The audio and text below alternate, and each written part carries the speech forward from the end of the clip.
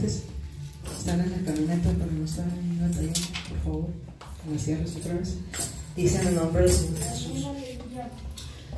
Pedro, apóstol de Jesucristo, a los extranjeros de la dispersión en el Ponto, en Galacia, en Capadocia, Asia, Bitinia, elegidos según la presencia del Dios y Padre en santificación del Espíritu, dice, para obedecer y ser rociados con la sangre de Jesucristo. Luego nos dice, gracia y paz sea multiplicada. Bendito el Dios y el Padre de nuestro Señor Jesucristo, que según su grande misericordia nos hizo renacer para una esperanza viva por la resurrección ¿de quién, hermanos? De Jesucristo de los muertos. Dice el capítulo del verso número 4. Enseguida de este tomamos nuestro asiento. Dice, para una herencia incorruptible, incontaminada, inmarcesible, reservada en los cielos. ¿Para qué, hermanos? Vosotros. Para vosotros. Toma su lugar. Vamos a escudriñar un poco acerca de estos versículos que hemos leído. Primero que nada empieza el apóstol Pedro, hermanos. Si se recuerda la vez pasada cómo se nos predicaba de un Pedro que había negado al Señor Jesucristo, pero que a pesar de que negó al Señor y que el gallo cantó, hermanos, inmediatamente después de eso, hermanos, ese mismo Pedro tuvo una oportunidad de Dios, una oportunidad de nuestro Señor, hermanos, y después en el libro de los Hechos era el que estaba dando testimonio de nuestro Señor Jesucristo y sobre su congregación, y él se derramó el Espíritu Santo. Entonces vemos cómo a pesar de sus fallas y de las fallas de nosotros, Dios no nos deja, porque ¿cuántos de aquí de nosotros podemos levantar nuestras manos y decir que no fallamos? Pues yo creo que ninguno, hermanos, o alguien sí podrá hacerlo. Nadie. Entonces aquí es el mismo Pedro, en el versículo 1 dice, apóstol de Jesucristo, y lo dice, a los esparcidos de la dispersión en el Ponto, en Galacia, en Capadocia, en Asia, en Bitinia, y también podemos nosotros decir en Morelos, porque también la palabra de Dios no se quedó solamente para los tiempos antiguos, sino que es para nuestras vidas. Y luego dice algo muy importante, elegidos según la presencia de Dios. ¿Cuántos elegidos hay aquí, hermanos? Por los que no contestan, a lo mejor no se sienten convencidos, los que sí deberíamos de decir amén, por gracia somos elegidos, ¿verdad? Dice, elegidos somos, y no estoy viendo quién contestó, no vayan a pensar mal, nomás estoy viendo hacia la Biblia. Dice, elegidos según la presencia de Dios y Padre, dice, pero fíjense en cómo nos eligió, en santificación del Espíritu. Y luego dice, ¿para qué nos eligió? Dice, para obedecer y ser rociados con la sangre de Jesucristo. Y luego nos dice, gracia y paz, o sea, ¿qué? Multiplicados, o sea, no van a ser ni siquiera sumados, van a ser multiplicados, vez tras vez se nos va a multiplicar la gracia, la paz del Señor. Vemos cómo aquí Dios nos ha bendecido porque somos elegidos, y luego somos santificados, y luego la gracia de Dios y la paz se multiplica de día en día. Entonces vemos puras bendiciones hasta este verso. Y luego en el verso 3 dice, bendito el Dios y Padre de nuestro Señor Jesucristo, sea bendecido su nombre, hermano. Dice, que según su grande misericordia nos hizo ¿qué? Renacer, nos hizo volver a vivir, porque nosotros estábamos muertos en delitos, en pecados, en Dios, sin esperanza, hermanos. Pero dice, nos hizo renacer, y no nos hizo renacer para una vida, hermanos, mala, sino que nos hizo renacer para una esperanza ¿qué? Viva, dice, por la resurrección de Jesucristo de los muertos. Y luego dice, para una herencia. Pero fíjense cómo es la herencia que el Señor nos trae, es vivible, es una herencia incontaminada, es una herencia santa, es una herencia inmarcesible. Y luego esa herencia, hermanos, no está aquí con nosotros sobre la tierra, dice, sino que la herencia está reservada ¿en dónde? En los cielos. Por eso es que nuestra vida, hermanos, no está o no debiera estar ligada a lo terrenal, porque como ya les comentaba, hermanos, nuestra vida y nuestra esperanza no se limita a caminar en este mundo, sino que va hasta la misma presencia del Señor allá en los cielos. Entonces somos elegidos, tenemos gracia, tenemos paz, tenemos esperanza viva, tenemos una herencia, muchas bendiciones hasta el verso 4. Luego el verso 5 dice que sois guardados por el poder de Dios. Otra bendición más, Dios nos guarda con su poder, dice. Pero ahí nos dice mediante qué nos guarda, dice. Mediante la fe, dice, para alcanzar la salvación que está preparada para ser manifestada en los tiempos postreros, dice. En el verso 6 dice, en lo cual vosotros os alegráis. ¿Por qué? Porque nosotros nos alegramos en esas salvaciones. Fíjese lo que dice, esto es lo importante, o lo que queremos hacer énfasis en esta tarde, en el versículo número 6. En lo cual vosotros os alegráis, aunque ahora por un poco de tiempo, si es necesario, tengáis que ser, ¿cómo, hermanos, que tenemos que ser? Afligidos en diversas pruebas. Entonces, Dios nos da muchas bendiciones, nos elige, nos da gracia, nos renueva la paz, nos da esperanza viva, nos da una herencia incorruptible, incontaminada, inaccesible, reservada en los cielos, nos guarda con su poder, nos da salvación, todo esto. Pero cuando llegamos al verso 6 nos dice que nosotros debemos estar alegres, aunque, dice, ahora, en el tiempo presente, por un poco de tiempo es necesario que tengáis que ser, ¿qué cosa? Afligidos en diversas pruebas. Verso 7, para que sometida a prueba vuestra fe, fíjese, ¿para qué son las pruebas? Para que sometida a prueba vuestra fe, mucho más preciosa que el oro. Entonces, ¿qué es más precioso que el oro? La fe de nosotros. Para que sometida vuestra fe, que es mucho más preciosa que el oro, el cual, aunque es perecedero, se prueba con fuego, sea hallada ¿en qué? En alabanza, en gloria y honra, cuando sea manifestado ¿quién? Jesucristo. Entonces fíjese cómo dice que Dios nos da todas estas bendiciones, pero nos tiene que probar, nos tiene que pasar por aflicción, para que una vez que nuestra fe sea probada, sea mucho más preciosa y nosotros estemos en alabanza, en gloria y honra. Quiere decir, hermanos, que aunque estemos nosotros pasando por esos tiempos de aflicción, de nuestros labios nunca debe dejar de salir una alabanza, nunca debe dejar de salir un gloria a Dios, un Señor te bendigo, un Señor te doy honra, un Señor te doy gloria, porque sabemos que esa aflicción, que esa prueba es para probar nuestra fe.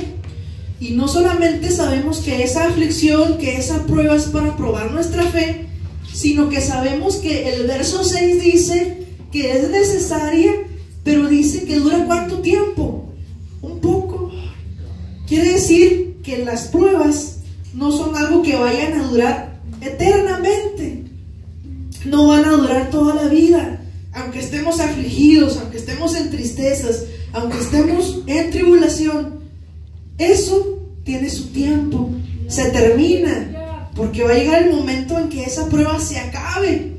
Y aún nos pasara lo que les pasó a los antiguos, que se quedaron esperando las proezas y no las recibieron, aún nosotros estuviéramos quedando esperando una respuesta del Señor y esa respuesta no llegara aquí sobre esta vida, aunque eso pasara, nosotros tenemos que tener la plena convicción, la plena esperanza de que esta vida, hermanos, para nosotros no es el fin de las cosas, de que esta vida, hermanos, es solo un paso, de que cuando el Señor Jesucristo decida decirnos hasta aquí, nosotros vamos a ser transicionados, nos vamos a ser cambiados a una vida totalmente distinta a esa esperanza que dicen versos anteriores. En ese verso 4 dice una herencia incorruptible, incontaminada, inmarcesible, reservada en los cielos. Quiere decir, aquí estamos en aflicción porque se nos prueba la fe. No va a durar mucho tiempo esa aflicción, va a terminar. Y aunque toda nuestra vida aquí sea aflicción, va a llegar el momento en que eso se va a cambiar y vamos a obtener una herencia, allá en el cielo. Es por eso que nosotros estamos aquí peleando, es por eso que nosotros nos mantenemos firmes, nos mantenemos en guerra, en alerta, en bendición, en alabanza, porque sabemos que esto que estamos viviendo, hermanos, es temporal. Esto que estamos viviendo es como una especie, hermanos, de capacitación, de entrenamiento, como le quiera llamar, para cuando llegamos allá a la misma presencia del Señor Jesús. Entonces todos los versos anteriores nos hablan de que Dios nos eligió, nos santificó, nos dio una esperanza viva, una herencia, y luego después nos habla de que vamos a ser probados por poco tiempo, pero que siempre mantengamos nosotros nuestra alabanza, nuestra gloria y nuestra honra, porque va a llegar un momento en que Dios va a enjugar, como dice Apocalipsis, toda lágrima de nuestros ojos, toda tristeza, todo lo que nosotros por aquí en esta tierra pudimos haber sufrido, no va a tener comparación con las bendiciones que Dios nos tiene reservadas, que son cosas que ojo no vio, que oído no ha escuchado, y que ni siquiera han subido al corazón de los hombres. Nosotros ni siquiera nos hemos imaginado todas las bendiciones, todas las misericordias, todas las recompensas, los regalos, el gozo que Dios nos tiene reservado allá en el cielo. Y no es para nada más nosotros esta palabra, sino que muchos hombres de la antigüedad han tenido que pasar por estos procesos, por estas pruebas, como nos llama la Biblia, la palabra. Uno de ellos, de los más conocidos, es Abraham, que se le conoce como el padre, hermanos, de la fe. Vamos ahí ahora a Génesis capítulo número 22 para ver acerca de este hombre.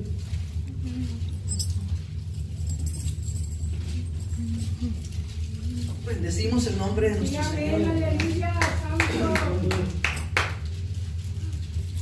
Aunque aquí estemos pocos quizás, hermanos, pero sabemos que incluso hay ángeles aquí siendo ministrados por la palabra de Dios, porque la que ministra pues es la palabra, hermanos. Nosotros no somos merecedores de su gracia, de su misericordia. Dice Génesis 22 verso 1, dice: aconteció después de estas cosas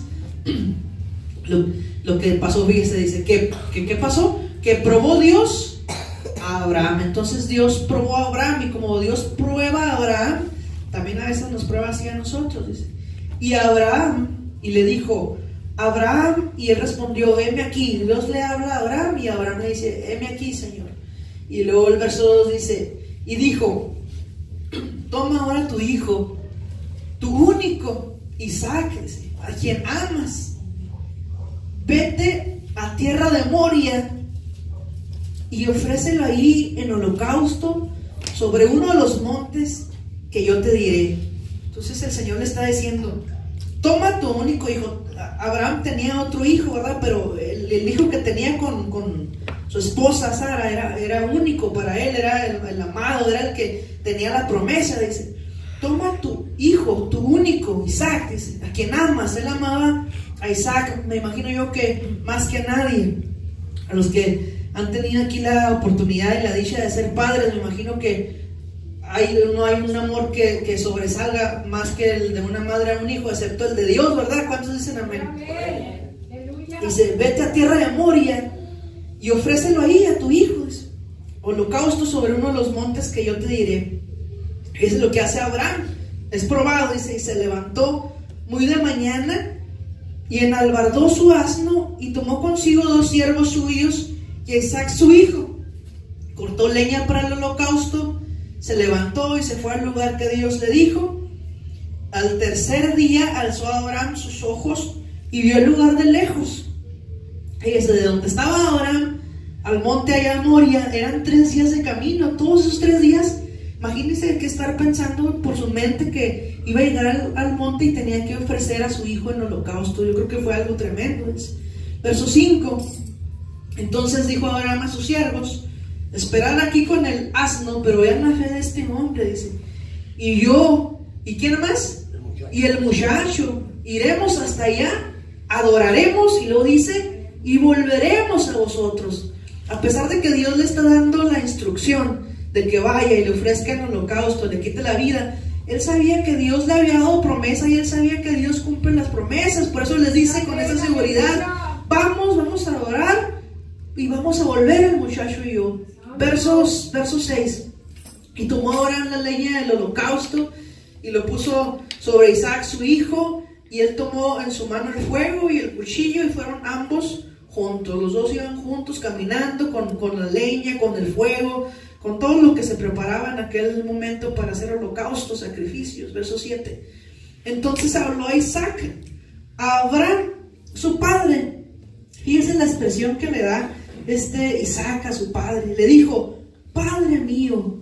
Imagínense Abraham qué sentiría cuando escuchó la voz del muchacho diciéndole Padre mío. Y él le respondió a Abraham: heme aquí, mi hijo. Cuánto cariño había entre estos dos varones, ¿verdad? Reverencia, respeto. Padre mío, hijo mío, dice. Él dijo: he aquí el fuego y la leña. Está el fuego, está la leña. Y luego pregunta: ¿mas dónde está el cordero para el holocausto? ¿Dónde está lo que vamos a sacrificar antes de sacrificar animales al Señor? Verso 8. Y respondió Abraham. Ahí viene Abraham, y Abraham suelta esta palabra que hasta el día de ahora tiene poder en nuestras vidas. Dice: Dios se proveerá de cordero para el holocausto, hijo mío. E iban juntos. Entonces, este verso 8 es una palabra que Abraham no sabía que era una palabra profética, porque Isaac le dice: ¿dónde está el cordero para el holocausto? Y Abraham le dice: Dios se proveerá cordero. Cuando Abraham le dice Dios se proveerá cordero, está profetizando que 2000 años después Dios iba a manifestarse en su Hijo Jesucristo, y iba a ser el cordero que iba a quitar nuestros pecados, nuestras culpas. Como decía el Juan el Bautista: he aquí el cordero de Dios que quita ¿qué? El pecado del mundo. Entonces Abraham, 2000 años antes de la crucifixión, estaba diciendo que Dios iba a proveer un cordero. ¿Y cuál era ese cordero que iba a proveer a Dios? Jesucristo, amigos. No era Isaac su hijo, eso era nada más una sombra de lo que iba a venir. Y luego dice, verso 9, dice: y cuando llegaron al lugar que Dios le había dicho, edificó ahí Abraham un altar. Acuérdense que están en el monte Moria, dice, y le puso la leña, ató a su hijo Isaac. ¿Qué pasaría sobre la mente de Isaac? Me está atando a mi papá, qué tremendo. Dice: lo puso en el altar sobre la leña, y extendió a Abraham su mano, no dudó, tomó el cuchillo para degollar a su hijo. Pero ahí viene la misericordia de Dios en el verso 11. Entonces el ángel del Señor dio voces desde el cielo y dijo: Abraham, Abraham. Y él le respondió: heme aquí. Y el verso 12 dice: y dijo: no extiendas tu mano sobre el muchacho, ni le hagas nada, porque ya conozco que temes a Dios, por cuanto no me rehusaste tu hijo, tu único hijo.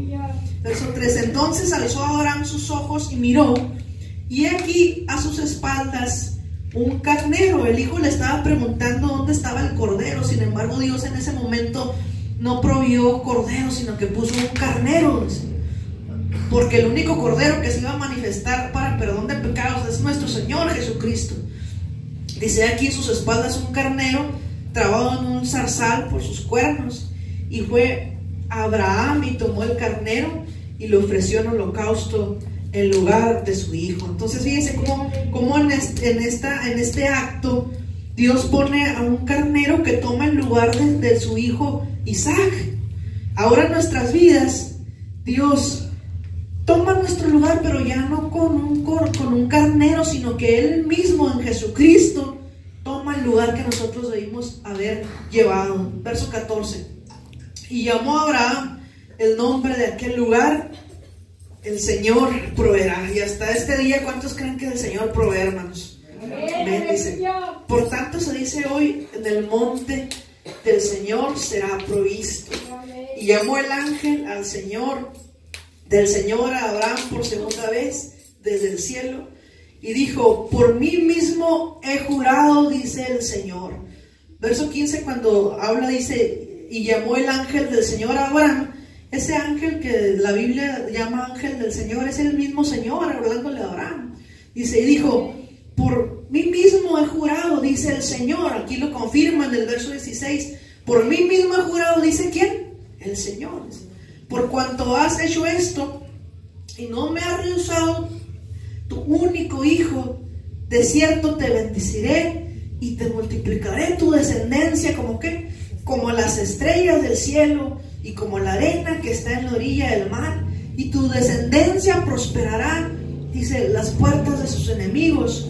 En tu simiente serán benditas todas las naciones de la tierra, por cuanto obedeciste a mi voz. Entonces vemos, hermanos, como cuando Abraham fue probado y pasó la prueba, después de esto viene una bendición tremenda que Dios le dice: me obedeciste, Abraham, por eso te voy a bendecir, voy a multiplicar tu descendencia, y en tu simiente, dice, van a ser benditas todas las naciones de la tierra. ¿Pero por qué? Porque Dios lo bendijo así, porque Abraham obedeció. Si Abraham se hubiera resistido, se hubiera negado, hubiera dicho: es mi hijo, lo quiero, lo amo, no, Señor, no quiero obedecerte en eso, hubiera perdido esa bendición que obtuvo al obedecer. Es igual en nuestras vidas. A veces somos sometidos a procesos difíciles, a pruebas pesadas, porque sabemos que Dios nos prueba, y cuando nos prueba con un pesado peso, hermanos. Entonces nosotros tenemos dos caminos: uno, renegar, pero si renegamos, pero vamos a perder la bendición de Dios. El otro camino que tenemos es como dice ahorita el texto que leíamos allá en 1 de Pedro: a pesar de la prueba, tener alabanza, gozo, bendición, gloria. Si hacemos eso, vamos a vencer, y Dios nos va a bendecir de una manera sobrenatural, como nosotros no podamos tener una idea. Gracias, Señor. Mira, vamos a ver ahí en el libro de Hebreos, capítulo 9, hermanos, en el nombre del Señor Jesús.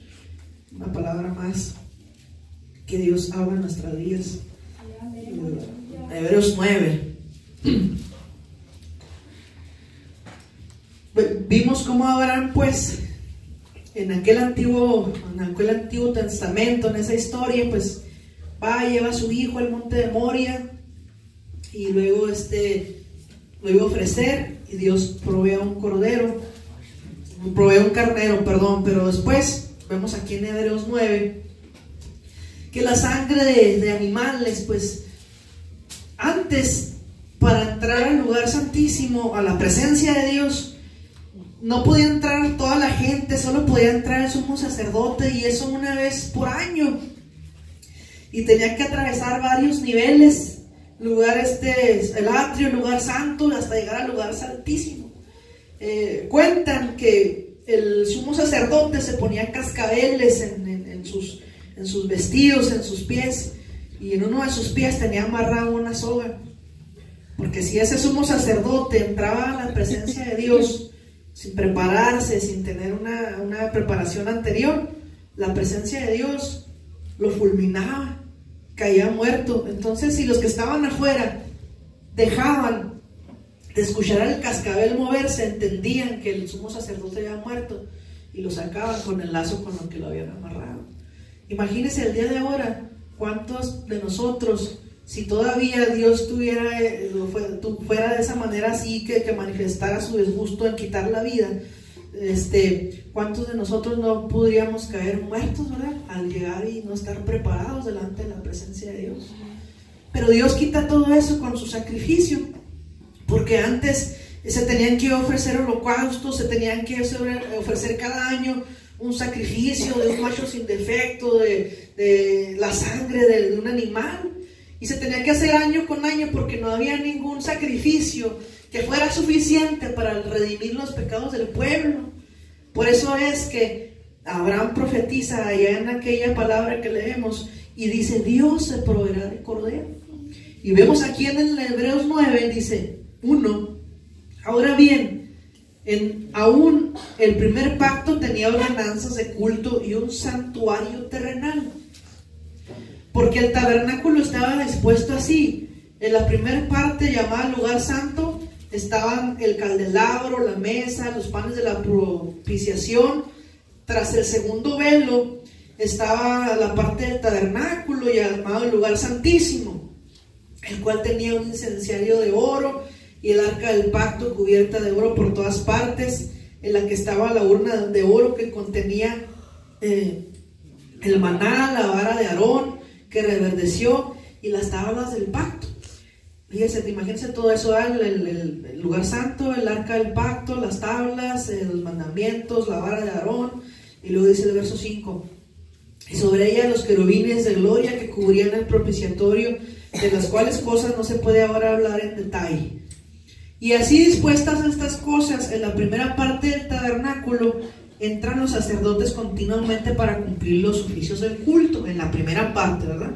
Pero en la segunda parte, solo el sumo sacerdote, o sea, el sacerdote mayor, una vez al año, no sin sangre, en la cual se ofrece por sí mismo y por los pecados de ignorancia del pueblo, dando al Espíritu Santo a entender con esto que aún no se haya manifestado el camino al lugar santísimo. Entonces ese camino al lugar santísimo, que es la presencia de Dios, todavía estaba cerrado, entre tanto que la primera parte del tabernáculo estuviese en pie, lo cual es símbolo para el tiempo presente, según el cual se presentan ofrendas y sacrificios que no pueden hacer perfecto en cuanto a la conciencia al que practica ese culto, ya que consiste solo en comidas y bebidas y de diversas abluciones y ordenanzas acerca de la carne, impuestas hasta el tiempo de reformar las cosas.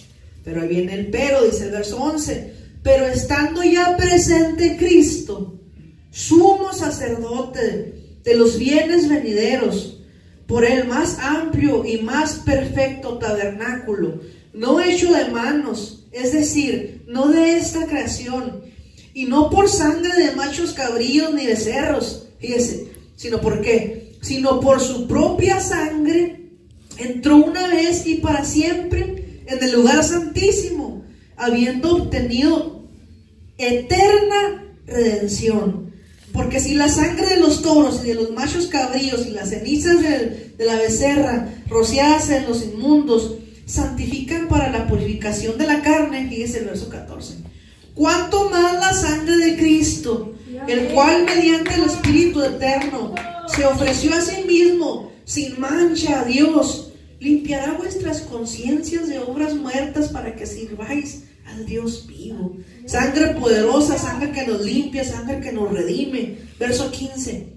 Así que por eso es mediador de un nuevo pacto, para que interviniendo muerte para la remisión de las transgresiones que había bajo el primer pacto, los llamados reciban la promesa de herencia eterna. Entonces ya vemos, hermanos, cómo ya todo aquello era una sombra, una figura de lo que iba a venir, cómo incluso el sacrificio que iba a hacer Abraham con su hijo Isaac allá en el monte Moria, era nada más un acto profético de lo que iba a venir, Dios entregando su propia vida una sola vez, para que por medio de ese sacrificio nosotros pudiéramos entrar a su presencia.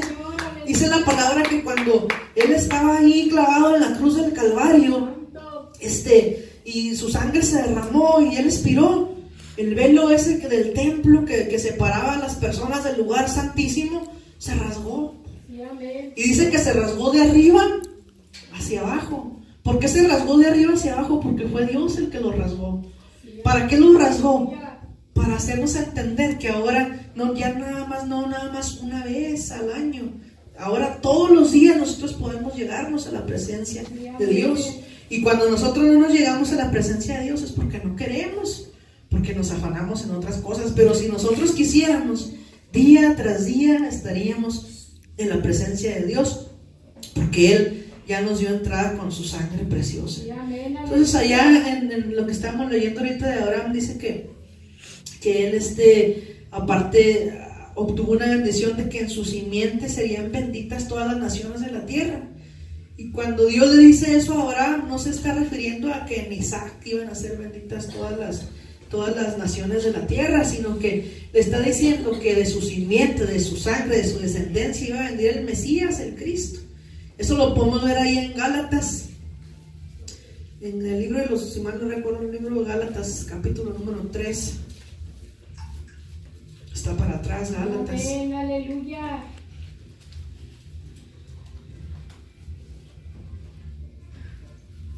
Santo. Amén. Gálatas 3, verso 6. Libro de Gálatas, capítulo número 3, verso 6. hace una remembranza del pasaje de Abraham. Dice: en el nombre del Señor Jesús. Gálatas 3:6. Así Abraham, ¿qué hizo? Creyó a Dios y le fue contado por justicia. Sabed por tanto que los que son de fe, fíjese que otro misterio también que Dios nos está revelando.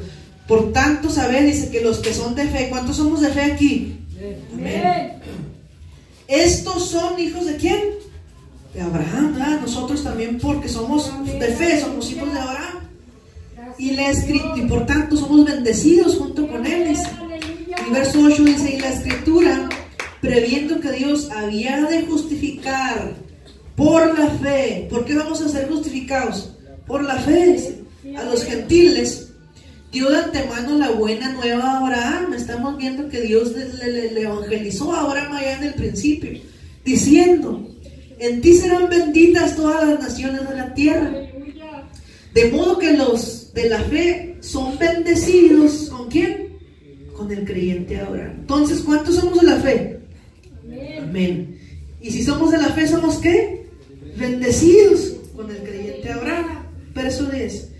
Porque todos los que dependen de las obras de la ley están bajo maldición, pues escrito está: maldito todo aquel que no permaneciera en todas las cosas escritas en el libro de la ley para hacerlas. Y que por la ley ninguno se justifica para con Dios, es evidente, porque el justo por la fe vivirá. Sí, amén, aleluya. Entonces, dice: Santo, aleluya. en este capítulo nos da pues una revelación de que la simiente de Abraham, o que parte de la simiente de Abraham que va a ser bendecida por medio de nuestro Señor Jesucristo, somos cada uno de nosotros, hermanos. ¿Cuánto le damos gloria al Señor, hermanos? Entonces, hay otra cosa bien importante que tenemos que saber. Una vez el rey David hizo un censo, y en ese censo estaba contabilizando cuánto pueblo tenía para ir a la guerra. Eso le desagradeció, le pareció mal, le desagradó mucho a Dios, porque entonces se miraba que el rey David no estaba confiando en las fuerzas o en el poder de Dios, sino que el rey David estaba confiando en el ejército que él tenía. Y vinieron varios castigos sobre la nación, pero el rey David reconoce que él tuvo la culpa, y él le dice: ¿qué voy a hacer? Y el Señor le dice que compre una tierra que era de alguien que se llamaba Ornán, y que ahí en esa tierra, en esa era de Ornán, levantara un lugar para hacer holocausto, para hacer una ofrenda al Señor. Pues déjenme decirle que esa era de Ornán que el rey David compró estaba localizada en el monte Moria. Es el mismo lugar donde Abraham iba a ofrecer a su hijo. Y ese mismo monte Moria, donde Abraham iba a ofrecer a su hijo y donde David puso el arca, fue donde después el rey Salomón construyó el templo de Dios. Y ese mismo lugar, monte Moria, es donde ahorita está la explanada del templo que está en Jerusalén. A un lado está el Muro de los Lamentos, y a un lado está el Gólgota, que fue donde nuestro Señor Jesucristo dio su vida por cada uno de nosotros. Entonces vemos cómo el propósito de Dios desde el principio siempre fue un propósito de ¿qué? De bendecirnos, de redimirnos, de salvarnos, de llevarnos hacia el buen camino siempre. Entonces, hermanos, vamos a regresar ahí a donde estábamos, en Primera de Pedro, hermanos, capítulo número 7, capítulo número 1, perdón, verso número 7.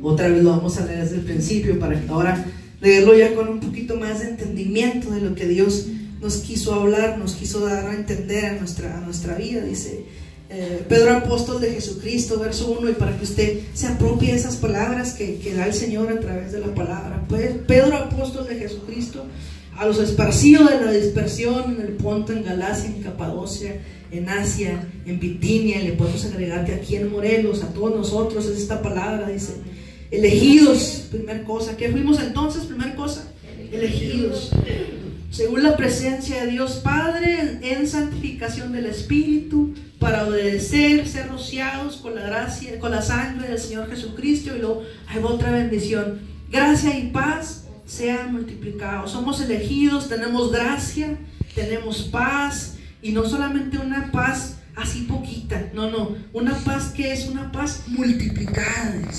Luego eso 3, bendito el Dios y Padre de nuestro Señor Jesucristo, que según su grande misericordia nos hizo renacer para una esperanza viva. Entonces somos elegidos, tenemos gracia, tenemos paz, tenemos esperanza viva por la resurrección de Jesucristo, porque Él dio su vida por nosotros. Sin el sacrificio en la cruz del Calvario, ¿qué sería de nuestras vidas? Nada. Porque entonces nosotros, si no fuera por la gracia del Señor Jesucristo, nosotros nos podría llegar la soberbia, que es por méritos propios, pero no es por méritos de ninguno de nosotros, sino solamente de quién, hermanos, del Señor Jesucristo. Es el único merecedor de honra, de gloria, de alabanza. Y todo esto para que nosotros otra vez nos quedemos con esto, tengamos una herencia, que esa herencia es como incorruptible, es incontaminada, es inmarcesible, no se desgasta, no hay cosa que la pueda destruir. Y tenemos que tener en cuenta otra vez, repito, hermanos, que no es aquí en la tierra esa herencia. Aquí en la tierra estamos llamados a ser felices, sí, a estar con la presencia de Dios, sí, pero aún no alcanzáramos la felicidad así plena, porque tenemos problemas, porque somos probados, etcétera. Aunque nos quedáramos viendo las promesas de lejos, como los grandes hombres de fe que no recibieron las promesas, sino que las quedaron viendo, sabemos que esta vida no es el fin de las cosas. Es por eso que estamos buscando la presencia de Dios, buscando ser llenos de la presencia del Espíritu, porque esta tierra no es el fin de la vida, hermanos, para nosotros, dice, para una herencia incorruptible, incontaminada, inmarcesible. Ahí nos dice claramente, reservada, ¿en dónde? En los cielos. Entonces nuestra visión no se debe quedar aquí. Por eso dicen, no hagáis tesoros terrenales, donde se la polilla los corrompe, todo eso. No, nuestros tesoros no están aquí, están en el cielo, porque sois guardados, dice, por el poder de Dios, mediante la fe, lo que estábamos viendo ahorita, para alcanzar la salvación que está preparada para ser manifestada en el tiempo postrero, en lo cual vosotros os alegráis, dice. Y luego ya lo que veíamos, aunque ahora por un poco tiempo de aflicción, dice, si es necesario tengáis que ser afligidos de diversas pruebas. O sea, Dios nos bendice de una manera grande, pero nos dice también que vamos a ser afligidos.